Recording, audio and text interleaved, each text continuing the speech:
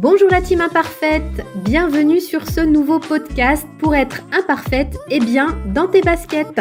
Je suis Alexia Gilbert, je suis coach en psychologie positive et à travers ce podcast, je vais te donner plein de conseils et d'astuces pour être bien dans ton quotidien, retrouver ta joie de vivre et ta pétillance. Alors si ça te tente, écoute les épisodes.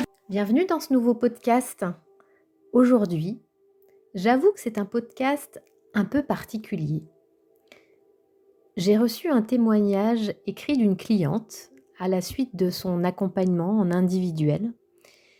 Et je crois que dans ce témoignage, il y a tout le parcours qu'une cliente peut faire, tout ce que je peux proposer, tout ce que l'on peut vivre quand on va chercher dans nos profondeurs. Alors j'avais juste envie, là, aujourd'hui, de vous le partager, de vous le lire, pour que vous puissiez infuser tout ce que vous pourriez vivre, tout ce que vous pourriez changer dans votre vie, si vous décidiez là maintenant de vous donner de l'importance, de vous aimer, d'investir sur vous. Il est vrai que c'est parfois inconfortable, mais le changement, la métamorphose sont tellement puissants qu'ensuite, il n'y a plus de question d'argent, il n'y a plus de question de priorité. Tout est là et tout est juste. Alors c'est parti. J'ai rencontré Alexia par hasard. C'est ce qu'on dit quand on ne sait pas comment l'univers a fait cela, sur les réseaux sociaux. Son énergie m'a bien parlé et je me suis abonnée à ses stories. Elle proposait 30 minutes de rendez-vous pour faire un point et je me suis dit pourquoi pas. Je me vois encore à Marseille en voyage, assise sur un banc, en train de pleurer comme une madeleine en parlant avec elle. Cet appel a été si bienfaisant. Je sortais d'une relation que je croyais être une relation amoureuse, mais mes propres sentiments m'avaient un peu aveuglée. Au début de cette relation, j'étais comme sur un nuage. Je pensais avoir trouvé l'âme sœur. Puis, peu à peu, j'ai reçu des critiques. Peu de mots doux, très peu de mots gentils. Par contre, de plus en plus, je recevais des jugements sur moi. J'étais soi-disant trop. Trop diplômée, trop joyeuse, c'est louche.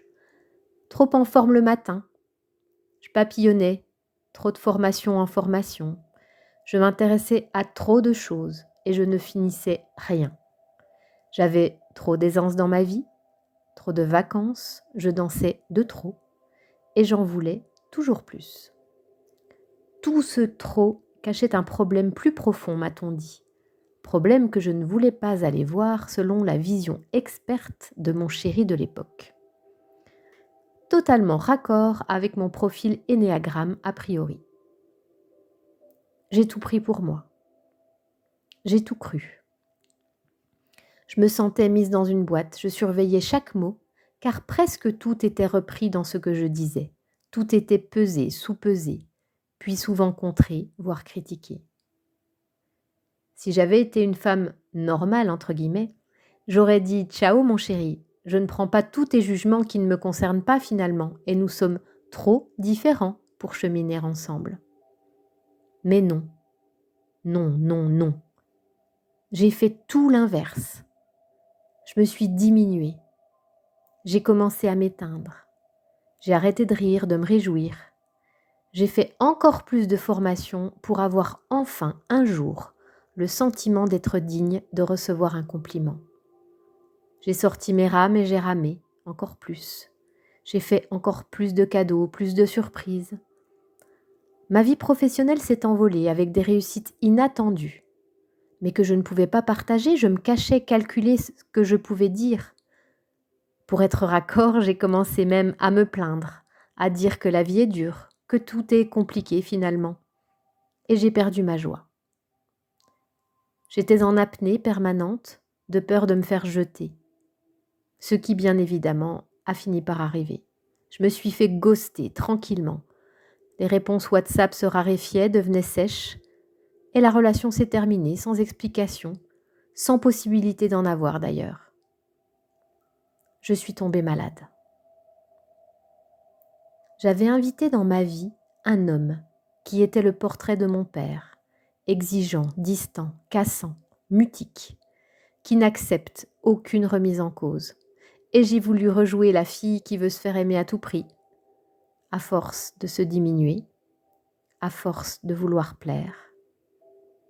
C'est là qu'Alexia entre en scène, avec sa joie débordante. Cela faisait des mois que je n'avais pas ri, que je n'avais pas senti cette énergie positive et vibrante. Pour elle, rien en moi ne posait problème. Je n'ai pas perçu une seule once de jugement, à aucun moment. Ouf! Je sentais que je commençais à nouveau à respirer. Alexia partageait souvent des anecdotes de sa vie et cela m'a bien aidée, car je sentais qu'elle savait de quoi elle parle. Elle a vite vu mon besoin de me faire aimer et mon besoin de vivre la vie à fond, voire même vivre pour deux. Alors, on a parlé du syndrome du jumeau perdu, ce qui a été une super découverte pour moi et a calmé des parties de moi. Je me voyais faire et vivre. J'avais plus de conscience, plus de recul. Là où Alexia a été très forte, c'est quand elle a parlé de douance. Alexia, achète-toi des lunettes, je ne suis pas talentueuse, je suis nulle. Incapable de vivre une vie normale, je suis différente, trop différente, et certainement pas douée pour grand-chose. Là, elle m'a scotché. Car en poursuivant cette voie, en lisant des livres sur les zèbres, je me suis reconnue de suite. Elle m'a conseillé de faire des tests de dépistage et j'avais peur qu'on me mette encore dans une boîte. Je n'en peux plus des carcans, des moules, des énéatypes, des modèles de personnalité. Je me sens libre au-dedans de moi et personne ne me comprend. Alors oui, je sais, les HP sont un phénomène de mode. On me l'a dit et répété. Peut-être est-ce un phénomène émergent à la mode car on donne enfin une possibilité aux gens différents d'avoir une place et de pouvoir exprimer qui ils sont. On pousse tout le monde à être normal, on met les gens dans une sorte de domestication sociale. Et j'ai fait semblant moi-même pendant longtemps, en copiant les autres sur leur façon de fonctionner. Ce dépistage a été comme une propulsion sur Mars pour moi, car c'est de là que je viens. Je ne me sens plus comme une extraterrestre. Je découvre qu'il y a plein de gens comme moi, qui sont trop comme moi. Grâce à Alexia et le professionnel vers qui elle m'a dirigée, j'ai pu mettre des mots sur mon fonctionnement, accepter ma différence, accepter mes points forts et faire la paix avec mes points faibles. Je suis différente, c'est tout. Ce n'est pas mieux ni moins bien, c'est juste différent. Alexia, tu as ouvert les volets de mon monde intérieur et je te remercie infiniment pour cela. Ce que je trouve aussi top, c'est qu'Alexia est disponible entre les séances, lors des doutes ou de passages difficiles. J'ai pu lui laisser des messages, elle répondait, avec sa bienveillance et sa pertinence habituelle. Mes soucis de santé ne sont pas encore réglés, mais j'ai entendu mon corps. Et maintenant, je m'écoute, je suis sensible et je l'accepte.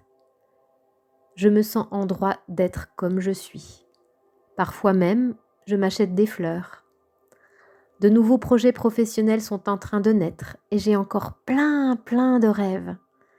Je n'ai plus honte de ma créativité, de mes idées, de mon énergie. Je suis inventive et cela ne m'effraie plus car c'est moi. Je n'ai plus peur de ma solitude car je me sens bien avec moi. J'ai été invitée pour un beau voyage en Grèce et j'ai eu un retour qui m'a charmée. On m'a dit que c'est un vrai plaisir de voyager avec moi car j'ai toujours la banane. Franchement, mon cœur a fait un bond de gratitude.